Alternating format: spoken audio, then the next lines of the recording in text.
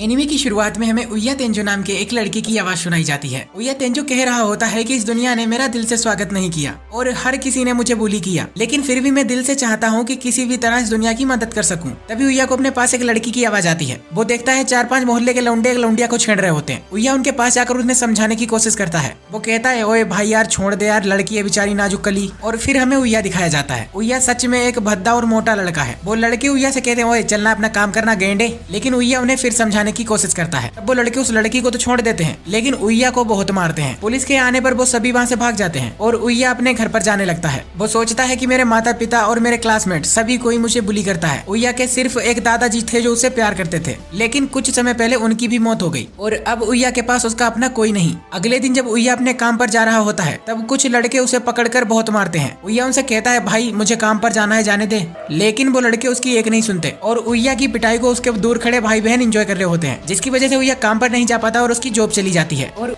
वापस शाम को अपने घर आ जाता है। और इस सब की वजह से वो काफी दुखी होता है। वो गुस्से से शीशे को भी फोड़ देता है और वो सोचता है कि मेरा इस दुनिया में कुछ भी नहीं हो सकता और जोर जोर से दीवार को पीटने लगता है। और तभी वहाँ पर एक डोर ओपन हो जाता है। उया को उस डोर के बारे में कुछ भी नहीं पता होता, इसलिए वो अंदर चला जाता है। उया देखता है उसके दादाजी ने वहाँ काफी चीजों को इकट्ठा करके रखा था। तब उसे उस कमरे के अंदर एक और डोर दिखाई देता है। उया जब उसे ओपन करता है तब उसके सामने कुछ स्क्रीन आ जाती है। दरअसल उया एक ऐसी दुनिया में एंटर कर गया था जहाँ सब कुछ एक गेम की तरह है, जिसके बाद वो अपना वहाँ लेवल देखता है। फिलहाल के टाइम पर उसका लेवल वहाँ 1 होता है। तब यह सोचता है, क्या हर जगह 1, मैं इसी काबिल हूँ क्या? जिसके बाद वो उस जगह को एक्सप्लोर करने लगता है, जहाँ उसे कुछ डॉक्यूमेंट्स मिलते हैं जिनमें लिखा होता है कि जो इस जगह को सबसे पहले ढूंढेगा वो उस जगह का मालिक हो जाएगा। तब यह सोचता है, फिर मैं इस जगह का मालिक बन चुका हूँ। और उस जगह को एक्सप्लोर करते करते उसे काफी सारे हथियार मिलते हैं जो कि बहुत ज्यादा खतरनाक होते हैं। तभी उसके घर के बाहर एक मॉन्स्टर आकर उसके ऊपर हमला कर देता है, लेकिन घर और जंगल के बीच एक इनविजिबल वॉल होती है, जिसकी वजह से उया के अलावा इस घर में कोई नहीं आ सकता था। मॉन्स्टर को देखकर उया डर जाता है और अपना हथियार उस मॉन्स्टर के ऊपर फेंक देता है। और वो हथियार इतना ज्यादा खतरनाक था कि उसके लगते ही वो मॉन्स्टर वहीं पर खत्म हो जाता है। और उस मॉन्स्टर को किल करने की वजह से उया का लेवल अप भी हुआ था और उसे कुछ रिवार्ड्स और पॉइंट भी मिले थे। जिसके बाद उया सोचता है कि आज के लिए इतना काफी है और मैं इस वर्ल्ड को कल एक्सप्लोर करूंगा। और अब वो वहाँ से सोने के लिए चला जाता है। रात में हम देखते हैं उया की बॉडी में काफी कुछ चेंजेस हो रहे थे और जब उया सुबह सोकर उठता है तब हम देखते हैं उसकी पूरी बॉडी बदल चुकी है। अब वो एक मस्कुलर और हैंडसम लड़का बन चुका है, लेकिन कल रात इसने अपना शीशा फोड़ दिया था, जिसकी वजह से ये खुद को देख ही नहीं पाता। जिसके बाद वो दोबारा उस वर्ल्ड को एक्सप्लोर करने के लिए निकल जाता है। अब उसे ये वर्ल्ड अच्छे से समझ आने लगा था और वो वहाँ काफी मॉन्स्टर्स को किल करता है, जिससे उसकी काफी ज्यादा लेवल्स बढ़ती हैं और साथ ही रिवार्ड में उसे कुछ पैसे मिलते हैं। वो उन पैसों को लेकर अपनी नई स्कूल यूनिफॉर्म सिलवाने के लिए चला जाता है और अगले दिन उसका स्कूल स्टार्ट हो जाता है। वो अपनी नई स्कूल यूनिफॉर्म पहनकर स्कूल के लिए निकल जाता है। रास्ते में उसे काफी ज्यादा लड़कियां देखकर उसकी तारीफ कर रही होती हैं और सभी सोच रहे होते हैं कि ये लड़का शायद कोई मॉडल है। और जब वो अपने क्लासरूम में पहुंचता है तब उसके क्लास के लड़के उसका नाम पूछते हैं। वो कहते हैं, ओए तेरा क्या यहाँ नया ट्रांसफर हुआ है? लेकिन उया बताता है, नहीं तो मैं तो यहाँ का पुराना स्टूडेंट हूँ, मेरा नाम उया है। और ये सुनकर उसका पूरा क्लास चौंक जाता है। उसके पूरे क्लास को उस पर यकीन ही नहीं होता है और वो सब कहते हैं, तुम उया नहीं हो सकते, क्योंकि वो तो एक मोटा सांड लड़का था। और ये सब उसके भाई बहन भी बाहर खड़े होकर देख रहे थे। तभी उया तेंजो भागकर वॉशरूम में जाता है और जब वो अपने आप को मिरर में देखता है तो वो बिल्कुल हैरान हो जाता है। उसे अपने आप को देखकर खुद पर यकीन ही नहीं होता। अगले सीन में हम लोग देखते हैं कि उया के भाई बहन और क्लास के बच्चे उसे घेर के खड़े हुए होते हैं। तब उसके भाई बहन कहते हैं, तू चाहे कितना भी बदल गया हो, लेकिन तू हमसे कभी भी आगे नहीं निकल सकता। तभी वहाँ पर एक कार आकर रुकती है। उस कार से एक लड़की बाहर आती है। ये लड़की दरअसल कोई और नहीं, वही लड़की थी जिसे उया ने कुछ समय पहले गुंडों से बचाया था। वो लड़की आकर उया को थैंक्स बोलती है और कहती है कि मुझे माफ कर देना, मैंने काफी दिन से तुम पर नजर रखवाई हुई थी और तुम्हारा पता करने में मुझे काफी दिन लग गए। दरअसल इस लड़की का नाम कावरी था। कावरी उया से पूछती है, क्या तुम मेरे साथ ओसी एकेडमी में एडमिशन लेना चाहते हो? ओसी एकेडमी शहर का सबसे बड़ा स्कूल है और वहाँ सिर्फ अमीरों के बच्चे पढ़ते हैं और कावरी के पिता ओसी एकेडमी के चेयरमैन हैं। लेकिन उया कहता है कि शायद मैं उस स्कूल के लिए वर्दी नहीं हूँ। तब वहीं खड़े उया के भाई बहन कावरी से कहते हैं कि अगर आप चाहे तो मैं वहाँ एडमिशन ले लूँ, हम लोग उया से काफी ज्यादा टैलेंटेड हैं और उया तो एक भोंदू लड़का है। लेकिन कावरी कहती है, मुझे तुम्हारे बारे में सब कुछ पता है, तुम बिना वजह ही उया को परेशान करते हो और मैं तुम्हें क्यों ही एडमिशन दिलवाऊंगी वहाँ। जो सुनकर वो दोनों शर्मिंदा हो जाते हैं। कावरी के बहुत ही ज्यादा इंसिस्ट करने पर उया ओसी एकेडमी के लिए चला जाता है और वहाँ कावरी उया को अपने पिता से मिलवाती है। वो उया से कहते हैं कि हमारे स्कूल को तुम जैसे संस्कारी बच्चों की बहुत जरूरत जरूरत है तो तुम यहाँ एडमिशन ले लो और तुम्हें फीस की चिंता करने की कोई जरूरत नहीं। पर उइया कहता है कि शायद मैं यहाँ के लायक नहीं हूँ, यहाँ तो काफी जीनियस बच्चे पढ़ते हैं। तब वो उइया से कहते हैं कि तुम शायद अपने आप को बहुत ही ज्यादा अंडर एस्टिमेट कर रहे हो। सबसे पहले तो तुम्हें खुद को समझने की जरूरत है। और ये देखकर चेयरमैन के अंदर उइया को अपने दादाजी नजर आने लगते हैं। इन लोगों की बातें चली रही होती है, तभी वहाँ पर मैडम सवाद आ जाती है जो की इसी स्कूल की साइंस टीचर है। तब कावरी की पता उइया से कहते हैं अगर तुम्हें कोई प्रॉब्लम है तो तुम आज का दिन यही बिताओ और 1-2 क्लास अटेंड करके देखो, जिसके बाद तुम अपना फैसला करना। जिसके बाद चेयरमैन उइया को मिस सवादा का क्लास अटेंड करने के लिए कहता है और वो बताता है कि मिस सवादा इस स्कूल की बेस्ट टीचर है। उइया जब क्लास अटेंड करने के लिए जाता है तो वो काफी नर्वस होता है। तभी मिस सवादा उइया का नाम बोलकर क्लास के अंदर उसे बुलाती है और वो हिम्मत जुटाकर अंदर चला जाता है। उइया सभी लोगों को अपना इंट्रोडक्शन देता है, लेकिन पूरे क्लास के बच्चे अजीब तरह से उइया को घूर रहे थे क्योंकि सभी लोग सोच रहे थे कि ये इतना स्मार्ट कैसे बंदा।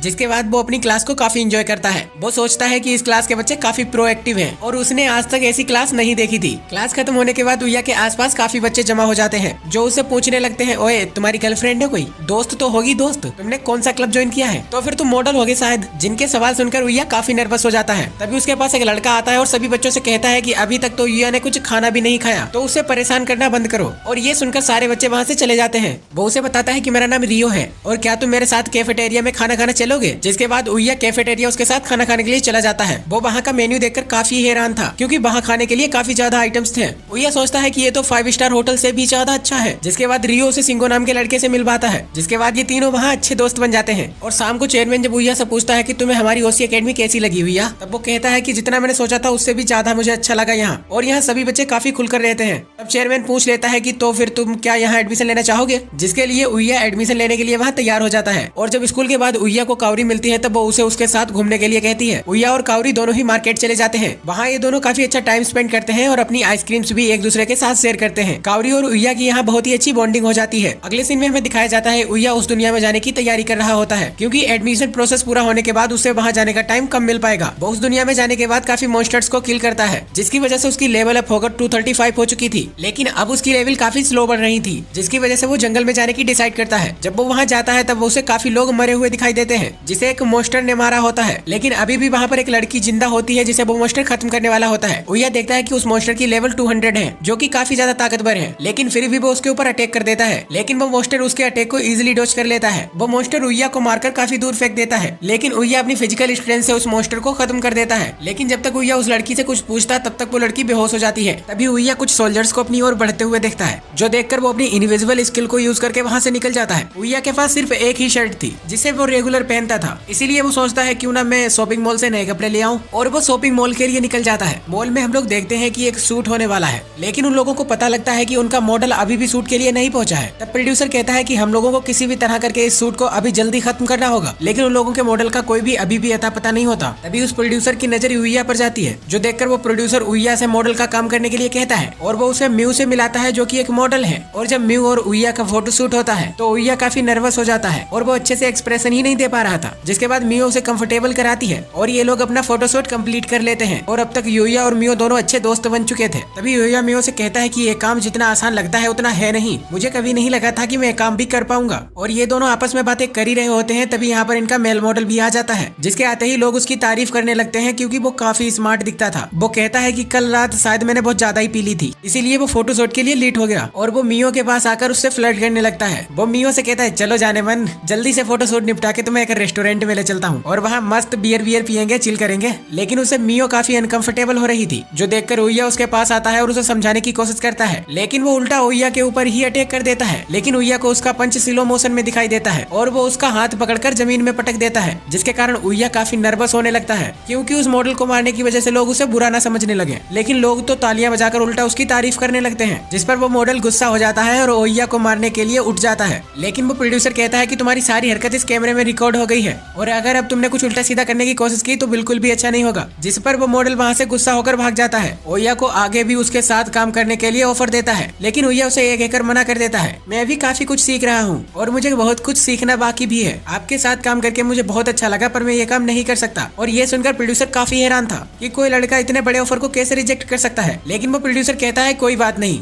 तुम जब भी इस काम के लिए रेडी हो तब बता देना। और वो उइया को कुछ कपड़े देता है। वो कहता है कि मैं तुम्हें पेमेंट देने वाला था, लेकिन तुम्हारा एक्सपीरियंस इसमें अच्छा नहीं है, इसलिए कंपनी के हिसाब से पेमेंट देना ठीक नहीं था, इसीलिए मैं चाहता हूँ कि ये कपड़े तुम रख लो। उइया उन कपड़ों को रखने के लिए मना करता है, लेकिन उस प्रोड्यूसर के काफी समझाने पर उइया उन कपड़ों को रख रख लेता है और सभी को ओया थैंक्स बोलकर वहाँ से चला जाता है। हमें मियो को दिखाया जाता है जो आते वक्त प्रोड्यूसर से कह रही होती है कि काश ओया मॉडलिंग करने के लिए हाँ कर देता तो मुझे आगे भी ओया के साथ काम करने को मिलता। इससे हम समझ सकते हैं कि मियो ओया को पसंद करने लगी थी। और दूसरी ओर हम देखते हैं वही लड़की जिसे ओया ने कुछ समय पहले बचाया था, जिसके साथ कुछ सोल्जर्स थे जो शैतानों से लड़ रहे थे, लेकिन वो सभी शैतान उन सोल्जर्स के ऊपर भारी पड़ रहे थे। तभी एक शैतान उस लड़की को खत्म करने वाला ही होता है। ओया उसके पीछे आकर उस शैतान को खत्म कर देता है और ये देखकर वो लड़की कहती है कि मुझे पता था कि तुम जरूर आओगे। जिसके बाद ओया उन सभी शैतानों को एक एक करके मार देता है और इस सब के बाद वो राजकुमारी ओया के पास आती है और वो उससे सीधा शादी के लिए पूछ लेती है। ओया कुछ कहता उससे पहले ही उसका सेनापति बोलता है, क्या आप एक राजकुमारी हैं? आप ऐसे ही किसी को कैसे शादी के लिए पूछ सकती हैं? दरअसल ये लड़की एक राजकुमारी है, जो बात ओया को अभी तक नहीं पता है। और अब राजकुमारी और उस सोल्जर के बीच में झगड़ा होने लगता है, जिस पर ओया अपने साथ उन सभी लोगों को अपने घर ले आता है। ओया के घर आने के बाद वो सोल्जर ओया से उसका नाम पूछता है और वो अपने बारे में बताता है कि मैं ऑस्ट्रेलिया साम्राज्य का सेनापति हूँ और जो तुम अपने सामने लड़की देख रहे हो वो वहाँ की राजकुमारी है। तब एलेक्सिया ओया से उसकी जान बचाने के लिए धन्यवाद बोलती है और वो कहती है कि जब से तुमने मेरी जान बचाई है मैं तब से तुमसे प्यार करने लगी हूँ और मैं तुमसे शादी करना चाहती हूँ। ओया लेक्सिया से कहता है कि तुम्हें नहीं लगता कि ये बहुत ही जल्दबाजी हो रही है? तब लेक्सिया कहती है अगर तुम अभी शादी नहीं करना चाहते तब तक के लिए हम लोग दोस्त तो रह सकते हैं ना,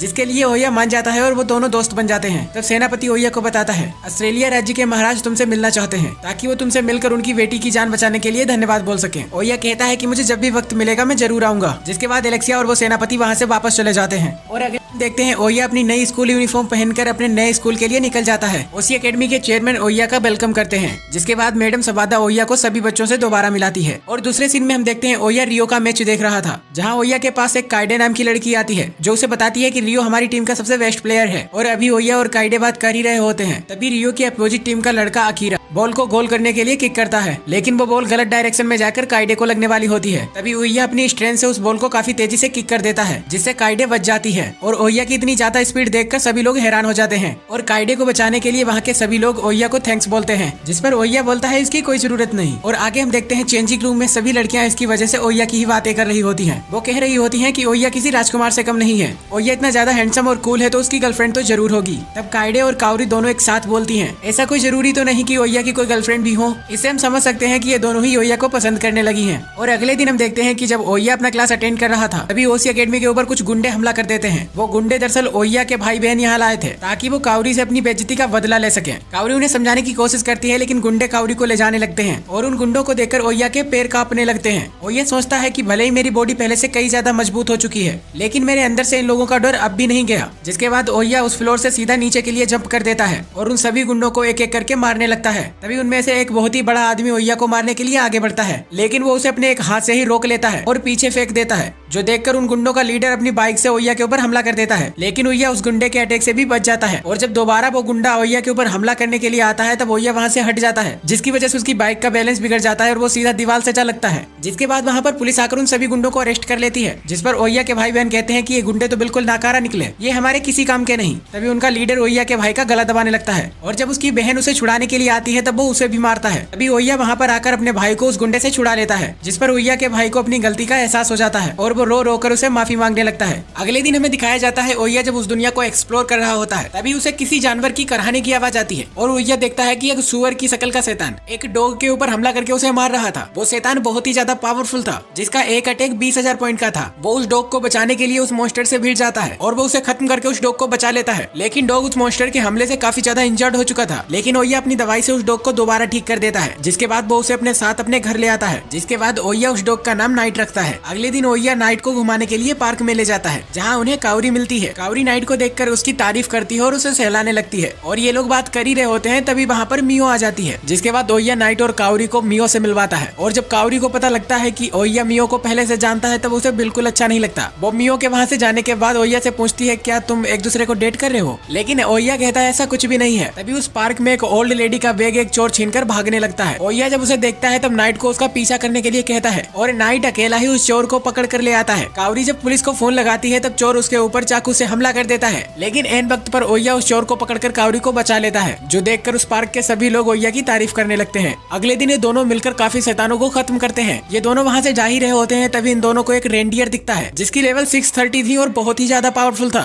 ये दो तरह के मैजिक को यूज करके किसी को भी खत्म कर सकता था। तभी वो रेंडियर नाइट को देख लेता है और उसके ऊपर हमला करने के लिए आगे बढ़ता है, लेकिन तभी ओया भी उसके ऊपर अटैक कर देता है। लेकिन वो रेंडियर काफी ज्यादा पावरफुल था, इसकी वजह से ओया उसके सामने सामने टिक ही नहीं पा रहा होता। तभी नाइट ओया के लिए रास्ता बनाता है और ओया अपने हथियार की मदद से उस रेंडियर को खत्म कर देता है। और उस रेंडियर को मारने की वजह से इन लोगों को रिवॉर्ड के रूप में जकूजी मिली थी, जिसके बाद ये दोनों उस जकूजी में काफी एंजॉय करते हैं। और अगले दिन हम देखते हैं कि इन दोनों को जंगल में घूमते हुए एक गुफा दिखाई देती है। ये दोनों उस गुफा के अंदर जाने लगते हैं और जब ये उस गुफा के अंदर पहुंचते हैं तब ये देखते हैं कि वहाँ एक लाश पड़ी हुई है जिसके पास एक बुक रखी होती है। और जब ओया उस किताब को उठाकर पढ़ता है तब उसमें जादू करने की विधि को बताया गया होता है। उसमें लिखा था अगर आप दूसरी दुनिया से आए हो तो जादू करने में आपको कुछ प्रॉब्लम हो सकती है, क्योंकि दूसरी दुनिया के लोग जादू नहीं कर सकते और इस दुनिया की लोगों की रगों में खून के साथ जादू बहता है। लेकिन मैं फिर भी कोशिश करूंगा कि तुम्हें जादू सिखा सकूं। जिसके बाद ओया उस किताब को लेकर घर पे आ जाता है। वो किताब में दी गई विधि के हिसाब से जादू करने की कोशिश करता है और ओया अपने जादू से एक वाटर बॉल क्रिएट करता है। जिसके बाद वो सोचता है क्यों ना इस वाटर बॉल को पेड़ के ऊपर शूट किया जाए। और जब वो वाटर बॉल को पेड़ के ऊपर शूट करता है तो कई सारे पेड़ टूट जाते हैं, क्योंकि ओया का जादू बहुत ही ज्यादा मजबूत था।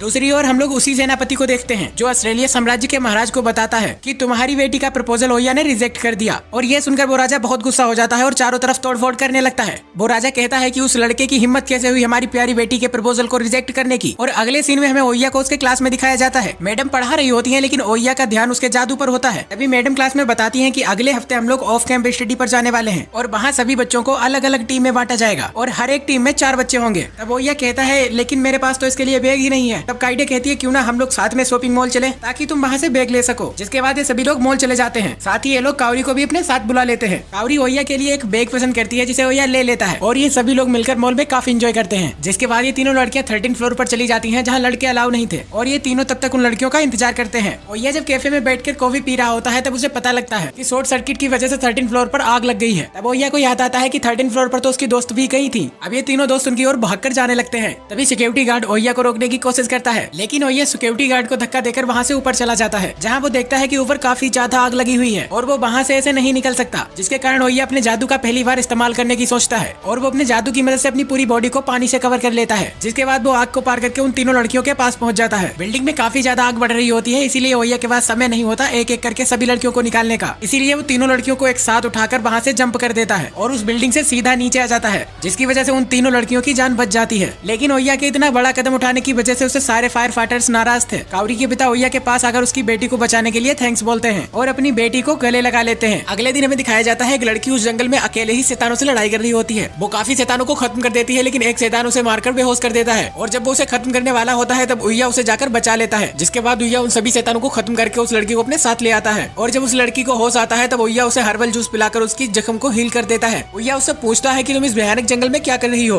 वो लड़की बताती है कि मैं इस जंगल में ट्रेनिंग करने के लिए आई थी पर काफी शैतानों ने एक साथ मिलकर मुझ पर हमला कर दिया और मैं बेहोश हो गई। तब वो लड़की ओया से पूछती है कि तुम इस भयानक जंगल में क्या कर रहे थे। ओया बताता है मैं भी इस जंगल में ट्रेनिंग करने के लिए आया हूँ। वो उसे उसकी जान बचाने के लिए थैंक्स बोलती है। वो कहती है कि मैं शैतानों से लड़ने की वजह से काफी गंदी हो चुकी हूँ और अगर तुम्हें यहाँ किसी नदी वगैरह के बारे में पता है तो प्लीज मुझे बता दो ताकि मैं वहाँ नहा सकूँ। ओया कहता है मुझे इतना तो नहीं पता पर मैं तुम्हारे नहाने का इंतजाम कर सकता हूँ। दरअसल इस लड़की का नाम लूना है। ओया लूना से कहता है कि मेरे पास एक जकूजी है जिसमें तुम नहा सकती हो। लूना ओया के जकूजी में नहाते वक्त ओया से कहती है तुम और मैं दोनों ही इस जंगल में ट्रेनिंग करने के लिए आए हैं तो क्यों ना हम दोनों एक साथ कुछ दिन इस जंगल में ट्रेनिंग करें। ओया सोचता है कि अगर मैं इसे मना कर दूंगा तो अकेले ही इस जंगल में ट्रेनिंग करती रहेगी जिससे इसकी जान को खतरा हो सकता है। जिसके कारण ओया भी उसके साथ ट्रेनिंग करने के लिए हाँ कर देता है और ये दोनों कुछ दिन एक साथ जंगल में ट्रेनिंग करते हैं। और एक दिन ट्रेनिंग करने के बाद ओया लूना से कहता है कि अब मैं तुम्हारे साथ ट्रेनिंग नहीं कर सकता क्योंकि मुझे कुछ काम से बाहर जाना है। रात को ओया और लूना दोनों एक साथ जकूजी में नहाते हैं। तब लूना ओया को पीछे से हग कर लेती है और उसे थैंक्स बोलती है उसके साथ ट्रेनिंग करने के लिए। अगले दिन हम देखते हैं ओया अपने स्टडी ट्रिप पर आ जाता है। ओया की टीचर उन सभी को बताती है आप सभी लोगों को इस जंगल में ही रहना होगा और तुम्हें अपने खाने पीने का इंतजाम इस जंगल में ही करना होगा और यह एक अलग अलग क्लास के बच्चों का कंपटीशन है तो अगर तुम लोगों ने इन सभी टारगेट का पूरा किया तो तुम्हारी टीम विनर होगी। तब ओया पूछता है क्या हम लोगों को फिर इनाम भी मिलेगा। मैडम कहती है इनाम तो मिलेगा पर मुझे जो होगा मेरा बोनस। जिसके बाद ये सभी लोग अपना अपना काम बांट लेते हैं जहाँ ओया और काइडे मछली पकड़ेंगे और रिन और अकीरा जंगल में मशरूम ढूंढेंगे। ओया जब नदी के किनारे मछली पकड़ने जाता है तब वो देखता है वहाँ काफी पहले से ही बच्चे बैठे हुए हैं। काइडे ओया से कहती है कि मुझे नहीं लगता हम लोग यहाँ मछली पकड़ पाएंगे। तब ओया नदी के अंदर जाता है और वो अपने हाथों से ही मछलियाँ पकड़ना शुरू कर देता है और कुछ देर में उसके पास काफी मछलियाँ हो जाती हैं और ये देखकर सभी बच्चे हैरान थे कि ओया अपने हाथों से ही मछलियाँ कैसे पकड़ सकता है।